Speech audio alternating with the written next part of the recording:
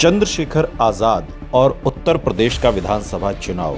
Azad Samaj party अपने दम पर सभी 403 सीटों पर चुनाव लड़ने का दम भर चुकी है। नगीना से सांसद चंद्रशेखर आजाद लगातार अपनी कई जनसभाओं में इस बात को कह चुके हैं कि उनकी पार्टी सभी 403 विधानसभा सीटों पर चुनाव लड़ेगी। लेकिन इन सभी 403 विधानसभा सीटों में एक सीट हस्तिनापुर सबसे ज्यादा सुर्खियों में है और उसकी वजह यह है कि हस्तिनापुर से खुद चंद्रशेखर आजाद चुनावी मैदान में ताल ठोंक सकते हैं। चंद्रशेखर आजाद की पार्टी में अंदर खाने जब से हस्तिनापुर सीट को लेकर चर्चा शुरू हुई है, तभी से हस्तिनापुर से बीजेपी के विधायक और मंत्री दिनेश खटीक ने यह ऐलान कर दिया है कि वो इस सीट से चुनाव नहीं लड़ेंगे। लेकिन अब सूत्रों के हवाले से जो बड़ी और अहम खबर सामने आ रही है, उसमें असदुद्दीन ओवैसी के साथ अगर चंद्रशेखर आजाद का गठबंधन नहीं होता है, फिर भी इस सीट पर उन्हें ओवैसी का समर्थन हासिल होगा।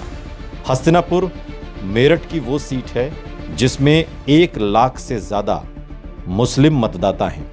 इसके अलावा 60 से 70 हजार के करीब दलित कम्युनिटी की आबादी इस विधानसभा सीट में है, यानी कि वो कम्युनिटी जिससे खुद चंद्रशेखर आजाद आते हैं। अगर असदुद्दीन ओवैसी हस्तिनापुर सीट पर अपना कैंडिडेट नहीं देंगे तो इसका सीधा मतलब है कि यहाँ के मुसलमान चंद्रशेखर आजाद को अपना समर्थन देंगे।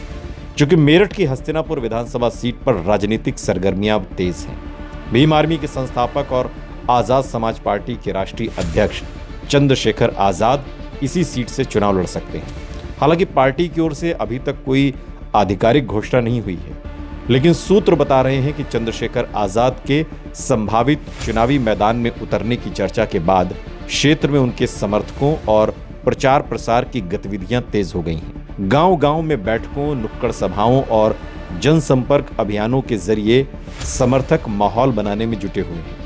पोस्टर, बैनर और सोशल मीडिया अभियानों के माध्यम से भी सक्रियता दिखाई जा रही है। चंद्रशेखर आजाद के संभावित चुनाव लड़ने से विभिन्न राजनीतिक दलों में भी एक रणनीतिक हलचल बढ़ गई है। हस्तिनापुर विधानसभा क्षेत्र सामाजिक समीकरणों की दृष्टि से बहुत महत्वपूर्ण माना जाता है।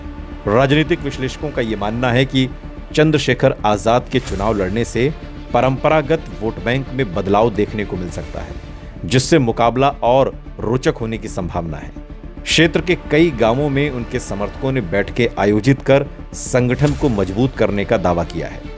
युवाओं और अनुसूचित वर्ग के मतदाताओं के बीच उनकी पकड़ को देखते हुए बाकी दल भी अपनी चुनावी रणनीति पर पुनर्विचार कर रहे हैं। फिलहाल आजाद समाज पार्टी की आधिकारिक घोषणा का इंतजार है।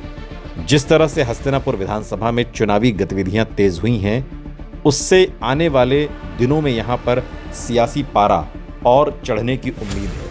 लेकिन इस बीच असदुद्दीन ओवैसी और चंद्रशेखर आजाद का गठबंधन पूरे प्रदेश में होगा या नहीं होगा, इस पर संशय के बादल भले दिखाई दे रहे हों, लेकिन हस्तिनापुर सीट पर असदुद्दीन ओवैसी ने एक तरह से चंद्रशेखर आजाद को फ्री हैंड देकर अपना समर्थन देने का काम किया है।